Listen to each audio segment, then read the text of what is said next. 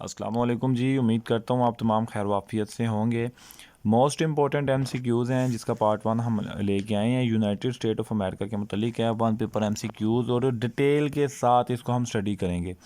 आने वाले पेपरों में यूनाइटेड स्टेट के मतलब बहुत सारे क्वेश्चंस होंगे जो कि इस मैंने वीडियो में दिए हैं और उसको हम स्टडी डिटेल में करेंगे ताकि जो हमारे हिडन जो हैं क्वेश्चंस वो भी क्लियर हो जाएं। और आप जानते हैं कि 1 पेपर MCQs में अमेरिका की रियासतें उनके मतलब सवाल लाजमी तौर पे किए जाते हैं, तो ये बहुत इंपॉर्टेंट होंगे हमारे लिए और आपके लिए काफ़ी फ़ायदेमंद होंगे। आए इसको हम स्टार्ट करते हैं। Who was the first president of the United State of America का पहला प्रेसिडेंट कौन है? तो जॉर्ज वाशिंगटन इसका पहला प्रेसिडेंट है। जॉर्ज वाशिंगटन के मतलब आए मज़ीद डिटेल के साथ स्टडी करें। ये एक तस्वीर मैंने दी है आगे ताकि आपके जहन में रहे कि ये पर्सनैलिटी वाइज कैसा है। इसकी ज़िंदगी के मतलब थोड़ी सी हम स्टडी करते हैं। ये फरवरी 22 1732 में पैदा हुआ। ये फ्रेंच और इंडियन वार में एज अ मेजर इसने सर्व किया, चूँकि ये एक आर्मी पर्सन था। तो 1752 से लेके 1758 तक 1758 टू 1788 तक एज अ मेजर इसने सर्व किया था। ये वार जो हुई थी फ्रेंच और इंडिया के दरमियान हुई थी। उसके बाद ये वोस रहा है, अमेरिका भी रहा है जो वार हुई थी इनकी 1775 से 1783 में। उसके बाद फर्स्ट प्रेसिडेंट रहा है। फर्स्ट प्रेसिडेंट में US सर्व 2 टर्म इसने किए हैं, यानी कि 2 बार जो हैं ये प्रेसिडेंट की सीट पर रहा है, जो कि 1789 टू 1797 तक रहा है, यानी कि 4 साल पहले 4 साल बाद। उसके बाद इसने इस्टेब्लिशमेंट में जो है इस्टेब्लिश किया था कैबिनेट सिस्टम को। उसके बाद 2 टर्म लिमिट्स जो हैं प्रेसिडेंट की के प्रेसिडेंट जो भी होगा वो 2 दफ़ा ही रहेगा, उससे ज़्यादा बार नहीं बन पाएगा, वो भी इसी ने मुतारिफ़ करवाया था। नेक्स्ट इसको फादर ऑफ द कंट्री भी कहा जाता है, यानी कि हीरो भी माना जाता है। जिस तरह कि पाकिस्तान का कायद आज़म मोहम्मद अली जिन्ना है, इंडिया का महात्मा गांधी है, इसी तरह जो है ये जॉर्ज वाशिंगटन, इसको फादर ऑफ आवर कंट्री भी कहा जाता है। उसके बाद 14 दिसंबर 1799 14 दिसंबर 1799 में ये फोत हो गया था। नेक्स्ट है जी, which state is known as the sunshine state? तो वो कौन सी ऐसी अमेरिका की रियासत है जिसका नाम सनशाइन है या जो सनशाइन स्टेट के मुतलिक मशहूर है? तो आंसर इज़ फ्लोरिडा। ये अमेरिका की ऐसी रियासत है जिसका निक नेम कह लें या दूसरा नाम सनशाइन है। नेक्स्ट है जी, ये मैंने इसकी कुछ नक्शा बनाया है, नक्शे के मतलब बताया है कि ये भाई किस तरह का है। ये इसकी थोड़ा सा मैप में से देख लें ताकि आपको थोड़ा आइडिया हो। इसके मतलब मज़ीद डिटेल हम पढ़ते हैं। निक नेम है सनशाइन, असल नाम है फ्लोरिडा, कैपिटल है इसका थलासीसिस, लार्ज सिटी है जैक्सनविले, यानी कि इस स्टेट की सबसे जो बड़ी शहर है वो है जैक्सनविले। उसके बाद पॉपुलेशन इसकी तकरीबन 21.7 मिलियन है और स्क्वायर माइल्स का हिसाब देखें तो 65,758 स्क्वायर माइल है। उसके बाद इसकी जो बाउंड्रीज़ हैं, जो ज़मीनी बाउंड्रीज़ है वो जॉर्जिया, अलबामा, और जो पानी की बाउंड्री है वो Atlantic Ocean, Gulf of Mexico और स्टेट ऑफ फ्लोरिडा के साथ मिलती हैं। नेक्स्ट है जी, what is the capital of the United State of America का जो कैपिटल है वो कौन सा है जी? Washington DC। वाशिंगटन DC के मतलब मज़ीद आगे आए हम इसको स्टडी करते हैं। ये एक मैंने ग्राफ दिया है छोटा सा तस्वीर टाइप में वाशिंगटन DC का, कि वो कुछ इस तरह का लगता है। इसके मतलब मज़ीद हम स्टडी करते हैं कि इसकी जो लोकेशन है वो East Coast of United State की तरफ है, यानी कि क्वेश्चन आ सकता है कि भाई वाशिंगटन DC यूनाइटेड स्टेट के किस साइड पे है, ईस्ट है, वेस्ट है, नॉर्थ है या साउथ है। तो आपने देख लेना है कि वो ईस्ट वाली साइड पे है। उसके बाद इसकी मज़ीद इसके अंदर जो रिवर हैं वो देख लें, बाउंड्रीज इसके अंदर लिखी हैं मैंने वो देख लें। 68.3 स्क्वायर माइल इसका टोटल एरिया है। 1719 में ये कैपिटल बना था यूनाइटेड स्टेट का। आपसे यहाँ पर एक क्वेश्चन है कि आप मुझे बताएं कि पाकिस्तान का जो कैपिटल है इस्लामाबाद, इसको कब उस कैपिटल का दर्जा मिला था? चूँकि इस्लामाबाद से पहले कराची कैपिटल था। तो ये एक इम्पोर्टेंट MCQs है, इसका जवाब मुझे आपने कमेंट सेक्शन में लाजमी बताना है। नेक्स्ट है जी, named after George Washington the first president of the United State, के इसका नाम जो जॉर्ज वाशिंगटन था उसके नाम पे रखा गया था जब वो अपना प्रेसिडेंट बना था पहला, ठीक है। उसके बाद डिज़ाइन उसको किया था फ्रेंच बोन ने। उसके बाद इसी जो बिल्डिंग है इसके अंदर वाइट हाउस भी इसी के नाम इसको कहा जाता है, सुप्रीम कोर्ट भी इसके अंदर है, और यूएस कांग्रेस जो है वो भी इसी के अंदर मौजूद है। नेक्स्ट है जी, which river is the longest in the United State. Most important question है कि यूनाइटेड स्टेट ऑफ अमेरिका का लॉन्गेस्ट रिवर कौन सा है जी।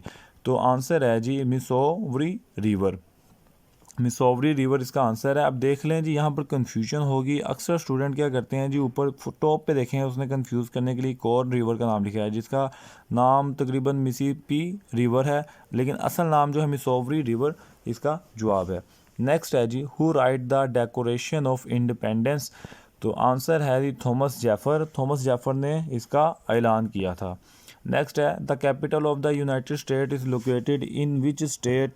जो कैपिटल है वो किस स्टेट में, किस रियासत में है, डिस्ट्रिक्ट ऑफ कोलंबिया। नेक्स्ट है जी, the United State share its long land boundary with which country.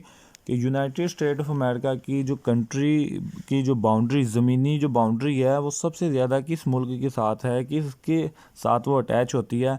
तो आंसर है वो कनाडा। और ये दुनिया की सबसे लॉन्गेस्ट बाउंड्री है जो दो ममालिक की, एक यानी कि यूनाइटेड स्टेट की है और दूसरी कनाडा की है। आए इसके मतलब मज़ीद देखें, मैं आपको मैप के ज़रिए इसको ज़ाहिर करूँगा। ये एक मैंने मैप शो किया है जो कि आप देख रहे हैं। नॉर्थ वाली साइड पे यानी कि ऊपर वाली साइड पे कनाडा, जबकि नीचे वाली साइड पे यूनाइटेड स्टेट का नक्शा बनाया है। यूनाइटेड स्टेट के नक्शे में आप देख रहे हैं कुछ डॉटेड लाइन की सारी इसकी रियासतें हैं। और आपको तो मालूम ही होगा कि यूनाइटेड स्टेट की ये 50 रियासतें हैं जो कि डॉटेड लाइन में शो हो रही हैं, और इसके साउथ साइड पे मैक्सिको आता है। इसके मतलब देखते हैं जी, लैंड बाउंड्री के मतलब देखते हैं। लैंड बाउंड्री में कनाडा, मैक्सिको जैसे कि आपके सामने शामिल है कि ऊपर वाली साइड पे कनाडा है और नीचे वाली साइड पे मैक्सिको है। उसके बाद मार्टी टाइम बाउंड्री में रशिया, क्यूबा, बहरीन। उसके बाद इसकी जो टेरिटरीज़ एंड इंसुलर एरियाज़ हैं उसमें ये 1 2 3 4 5 जो बाउंड्रीज़ हैं, जिसमें Puerto Rico, US Virgin Island, Guam, American Samoa, Northern Mariana Island शामिल हैं। आए नेक्स्ट देखते हैं, the American Civil War took place from 1861 to which year. जो अमेरिकन सिविल वॉर थी वो कब टॉक प्लेस हुई? 1865 में। 1861 से 1865 तक वो रही।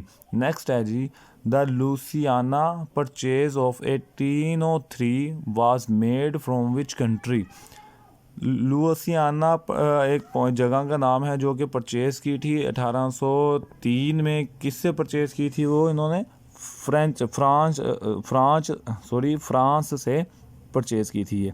ठीक है। नेक्स्ट है जी, the United State gains independence on which date. तमाम जानते हैं कि जिस तरह पाकिस्तान बरतानिया से आज़ाद हुआ, उसके बाद इंडिया ने बरतानिया से आज़ादी ली। पाकिस्तान 14 अगस्त 1947 को हुआ, और जो इंडिया है 15 अगस्त 1947 को हुआ। इसी तरह यूनाइटेड स्टेट ऑफ अमेरिका भी आज़ाद हुआ, और उसकी वो क्या डेट थी जी? उसकी डेट है जुलाई 4 1776।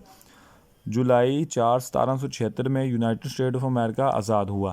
अब कमेंट में आपने मुझे बताना है कि इसने किस से अपनी आज़ादी ली थी। जो कि यूनाइटेड स्टेट ऑफ अमेरिका इस टाइम सुपर पावर है, इसने किस कंट्री से, किस कौम से आज़ादी हासिल की थी 4 जुलाई 1776 में? ये आपकी कमेंट का इंतज़ार रहेगा। नेक्स्ट इसको देखते हैं जी, the California Gold Rush took place in which year. ये एक ऐसी कह लें कि एक सानिया था, सानिया तो नहीं हम इसको कहेंगे बल्कि गुडविल कह लें थी, कि ये 1848 में हुआ था। एक कारपेंटर था, इसकी डिटेल में आगे आपको बताता हूँ कि एक कारपेंटर शख्स था। ये मैंने एक तस्वीर के साथ जाहिर किया है, जो कि कैलिफोर्निया में रहता था। कैलिफोर्निया में जबकि वो कारपेंटिंग कर रहा था, उसका नाम सोमिल ऑपरेटर था। तो उसने देखा कि कारपेंटर कहते हैं जो दरख्त का काम करते हैं, ठीक है। तो दौरान कारपेंटर उसने चीज़ को नोट किया कि यहाँ पर कुछ सोने की कुछ चमकती चीज़ें हैं, कुछ सोने के ज़खायर मौजूद हैं। फिर इस बात को जब उसने आगे फैलाया तो वो पूरी दुनिया में इस तरह फैले जिस तरह की आग फैल जाती है, और फिर बहुत सारे लोग मुख्तलिफ जगहों से पूरी दुनिया से यहाँ पर आए और उन्होंने आके यहाँ से सोना निकाला। और ये बहुत पुराने की बात है, 1848 से 1855 तक यहाँ पर लोग आते गए और अपनी अपनी यानी कि कानकुनी करके सोना यहाँ से लेते गए। ये एक वाक़या था जो कि हुआ है 1848 1948 में। ठीक है, इसको आपने सेव कर लेना अपने माइंड में, इसको याद रखना है। एक छोटी सी कहानी मैंने सुनाई है, इसको अपने अल्फाजों में आपने देख लेना है। नेक्स्ट है the United state is divided into how many states. ये पहले मैं आपको जवाब दे चुका हूँ कि यूनाइटेड स्टेट की कितनी रियासतें हैं, कितनी स्टेट्स हैं, वो नक्शे में भी मैंने आपको बताया था। तो आंसर बिल्कुल आपके ज़हन में आ गया होगा कि इसकी 50 रियासतें हैं। और एक और चीज़ इसके साथ मैंने फ्लैग भी बना दी है कि इसके अंदर जितने स्टार्स हैं, अक्सर ये भी सवाल किया जाता है कि यूनाइटेड स्टेट के यूएसए के नक्शे जो ये झंडा है, इसके अंदर कितने स्टार्स हैं। तो इसमें भी 50 ही स्टार्स हैं जो कि इस चीज़ की नुमाइंदगी करते हैं कि इसकी रियासतें 50 हैं। नेक्स्ट है जी the statue of liberty was gifted by which country to the national to the United State. तो आंसर है France. Next who was the president who design the official name of the White House. कि वो कौन सा president है जिसने design किया था वाइट हाउस का नेम, तो उसका नाम है थियोडोर रूज़वेल्ट। नेक्स्ट है जी who was the youngest president to take office. United State का सबसे जवान सदर कौन है, तो वो हैं जी जॉन एफ कैंडली। इनकी मैंने आगे तस्वीर वगैरह बनाई है और उसके मुतालिक थोड़ी सी डिटेल बताई है। ये वो यंगेस्ट प्रेसिडेंट है जो कि यूएस के रहे हैं। ये 29 मई 1917 में ब्रुकलिन में पैदा हुए थे। उसके बाद हार्वर्ड यूनिवर्सिटी से इन्होंने अपनी ग्रेजुएशन 1940 में की। उसके बाद elect to the US House to representative in 1946। उसके बाद elected to the US Senate in 1952। elected as the 35th president of the United States in 1960। MCQ ये भी है कि जो यूएसए का मोस्ट यंगेस्ट प्रेसिडेंट है वो कितना प्रेसिडेंट है, तो वो 35वां प्रेसिडेंट है, 35th प्रेसिडेंट है। उसके बाद मज़ीद इसके आगे डिटेल हैं, इसको आप देख लीजिएगा, स्टडी कर लीजिएगा, आपके लिए काफ़ी कारआमद साबित होंगी। नेक्स्ट है जी who was the president who resign from office. USA का वाहद और एक ही अभी तक ऐसा प्रेसिडेंट है जिसने अपने ऑफिस में से रिज़ाइन किया था और वो प्रेसिडेंट है रिचर्ड नैक्सो। ये इसकी तस्वीर मैंने एक लगा दी है ताकि ये भी आपके जहन में रहे कि ये रिचर्ड नाल्सो है। नेक्स्ट इसके मतलब कुछ देखते हैं जी ये इसने रिज़ाइन क्यों किया। तो मेन जो चीज़ है कि ये एक वाहद ऐसा प्रेसिडेंट है जिसने रिज़ाइन किया था। तो एक वाटर गेट स्कैंडल बना था उस टाइम पे। वाटर गेट एक जगह कह लेंगे है, और वो स्कैंडल की वजह से जो ओपोजिशन थी उसने काफ़ी ववेला किया। उसके बाद आवाम का बड़ा प्रेशर था, इसकी अपनी जो पार्टी है उसने बहुत इस पर प्रेशर डाला। एट द एंड इसने तंग होके अपना जो रिज़ाइन है वो किया और अपने ऑफिस को छोड़ा, खैर बात कर दिया। Who was the president during World War I? World war 1 में कौन यूएसए का प्रेसिडेंट था। मोस्ट इम्पोर्टेंट MCQs है जी। Answer is Woodrow Wilson.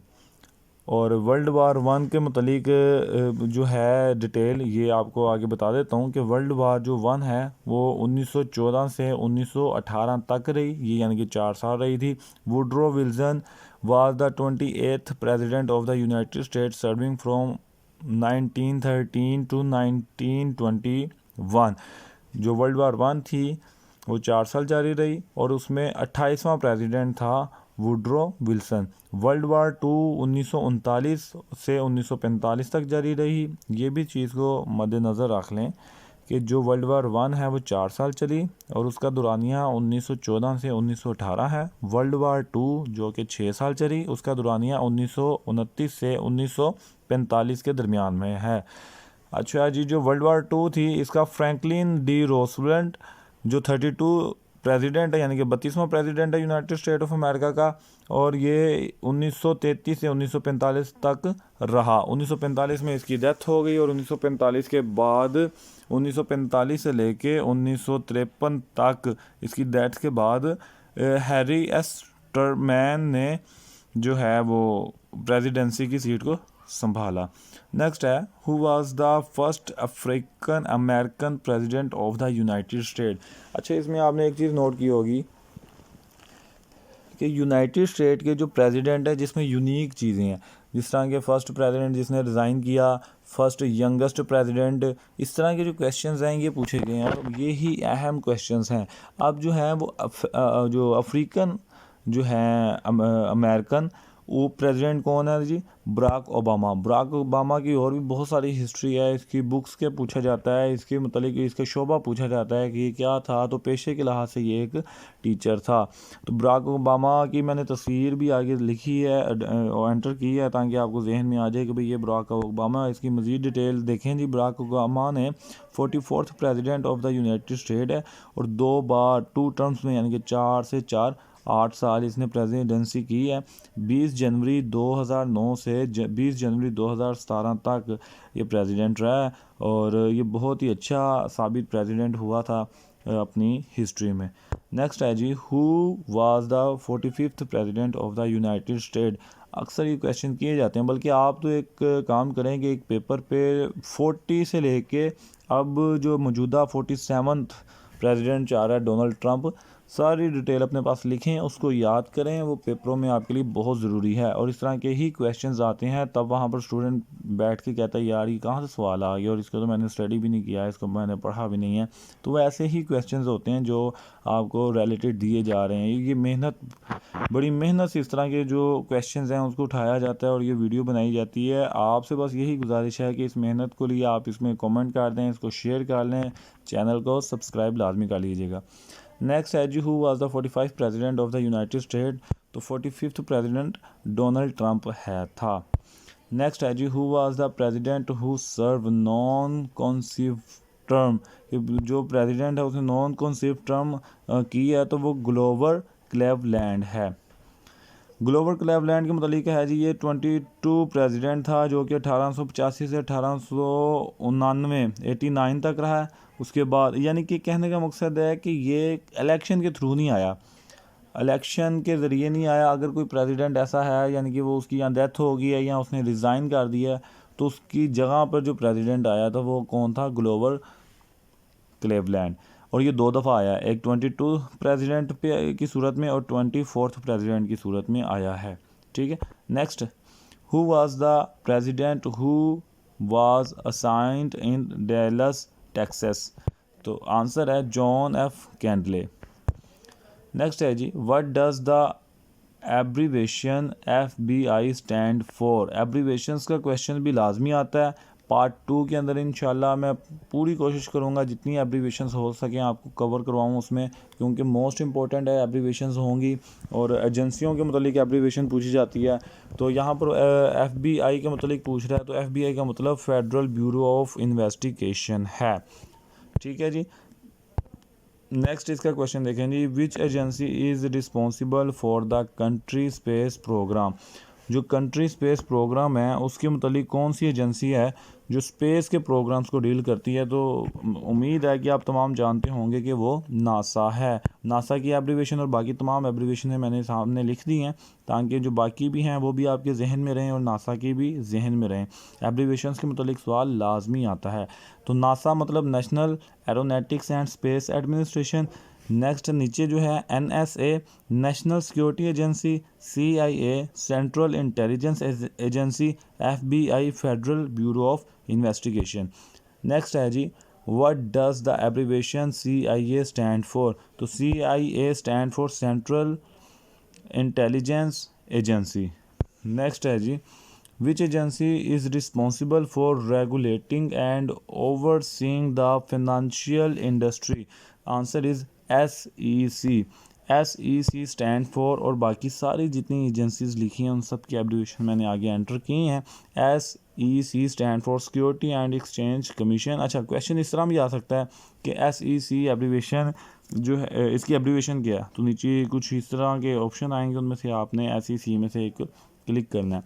अच्छा, FCC stand for Federal Communication Commission, FDA Food and Drug Administration, EPA Environmental Protection Agency. Next इख्तिताम में next ये है, इफ़ यू द वीडियो, ये एक मैंने छोटा सा MCQs बनाया है कि अगर आपको ये वीडियो अच्छी लगी और इन्फॉर्मेशन आप इस तरह की और सेलेक्ट करना चाहते हैं तो इनमें से आपको ये कमेंट सेलेक्ट करें। If this video increase your information then select one of these. तो आप इनमें से कोई एक लाजमी तौर पर सिलेक्ट करें, सब्सक्राइब करें, शेयर करें, लाइक करें, कमेंट करें, या इनमें से ऑल ऑफ दीज कर दें। आप खुश रहें, आबाद रहें, अल्लाह पाक आपको हमेशा खुश रखे, अपने पेपरों में आपको कामयाब करे। अल्लाह हाफिज़। Thank you so much.